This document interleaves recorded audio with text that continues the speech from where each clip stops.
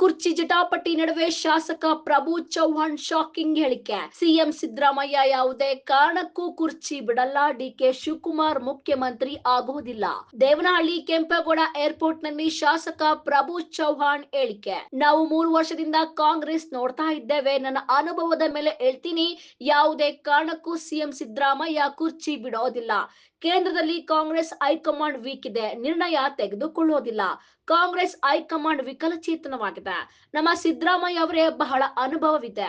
ಹಾಗಾಗಿ ಸಿದ್ದರಾಮಯ್ಯ ಯಾವುದೇ ಕಾರಣಕ್ಕೂ ಕುರ್ಚಿ ಬಿಡಲ್ಲ. ದೇವನಹಳ್ಳಿಯಲ್ಲಿ ಬಿಜೆಪಿ ಶಾಸಕ ಪ್ರಭು ಚವ್ಹಾಣ್ ಹೇಳಿಕೆ. ನೋಡ್ರಿ, ಕಾಂಗ್ರೆಸ್ ಅವರು ನಾವು ನೋಡ್ತಾ ಇದ್ರಿ 3 ವರ್ಷದಿಂದ ಡೈಲಿ ಹೊಸ ಅವರೇ ಪಾರ್ಟಿನಿ ಫಾರ್ಮ್ ಹಾಕ್ತಾ ಇದ್ದಾರೆ. ನಮ್ಮ ಅನುಭವ, ನಾನು 4 ಟೈಮ್ MLA ಇದ್ದೀನಿ. ಯಾವ ಕಾರಣಕ್ಕೆ ಮುಖ್ಯಮಂತ್ರಿ ಕುರ್ಚಿ ಬಿಡಲ್ಲ. ಆಮೇಲೆ ಅವರು ಕೇಂದ್ರನಲ್ಲಿ ಹೈಕಮಾಂಡ್ ವೀಕ್ ಇದೆ, ನಿರ್ಣಯ ತಗೊಳಲ್ಲ.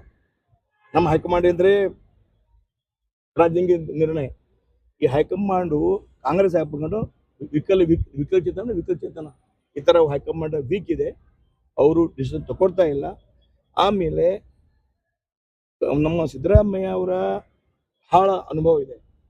ನಾನು ಅವ್ರ ಜೊತೆ 4 ವರ್ಷ ನೋಡ್ತಾ ಇದ್ದೀನಿ, ಅಪೋಸಿಷನ್ ಆಗಲಿ ನೋಡ್ತಾ ಇದ್ದೀವಿ. ಅವರು ಯಾವ ಕಾರಣಕ್ಕೆ ಬಿಡಲ್ಲ. ಡಿಕೆ ಶಿವಕುಮಾರ್ ಯಾವ ಮುಖ್ಯಮಂತ್ರಿ ಆಗಲ್ಲ. ಅವ್ರ ಜಗಳ ಅದಕ್ಕಾಗಿ high command weak. PTV news Kannada, Bengaluru.